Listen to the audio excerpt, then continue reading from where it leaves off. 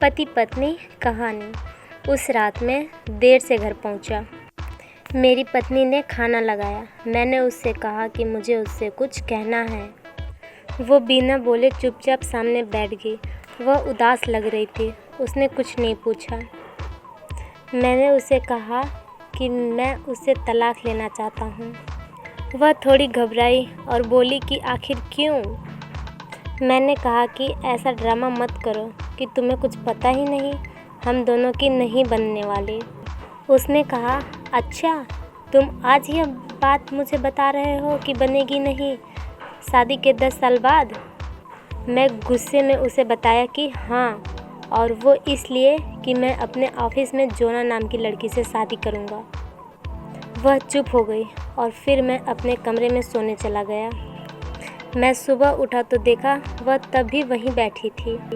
वह पास आई और बताया कि वह तलाक के लिए तैयार है, बस उसकी एक बात माननी होगी।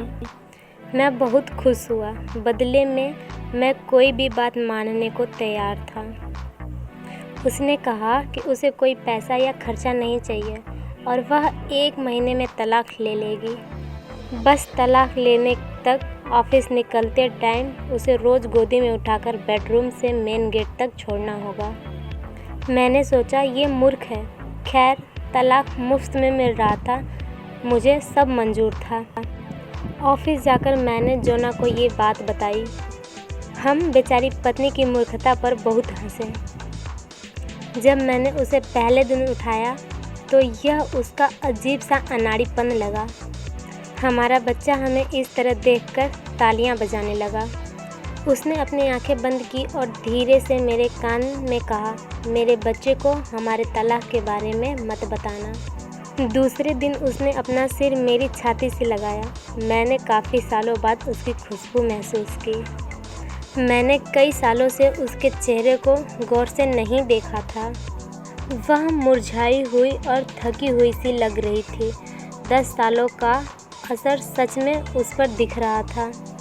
चौथे दिन मुझे महसूस हुआ कि मैंने इस खूबसूरत औरत के साथ जीवन भर कितना गलत किया है, जिसने अपने जीवन के 10 साल मुझे प्यार करने और देखभाल में बर्बाद कर दिए।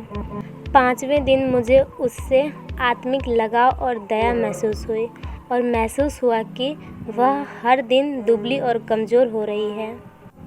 जब मैंने उसे आखिरी दिन उठाया तो मेरे कदम आगे नहीं बढ़ पा रहे थे। उसने अपनी आंखें बंद रखी।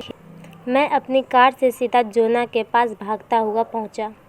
मैंने जोना से माफ़ी मांगते हुए कहा कि मैं अपनी पत्नी को तलाक नहीं दे सकता।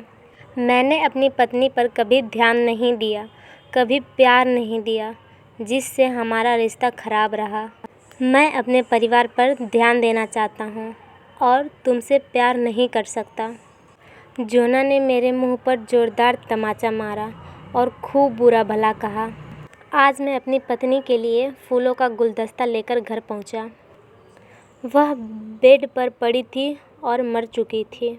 बाद में मुझे पता चला उसे लगभग 2 सालों से कैंसर था और मैं जोना के साथ वक्त बर्बाद कर रहा था। वह जानती थी कि ज़्यादा दिन नहीं जी पाएगी, इसलिए चाहती थी कि उसका बच्चा जीवन भर याद रखे कि उसके माता पिता में बहुत प्रेम था। आशा है आपको इस कहानी का उद्देश्य समझ गए होंगे, इसलिए इसे अपने फेसबुक पर अवश्य शेयर करें ताकि कोई ऐसा परिवार आपकी वजह से बच सके।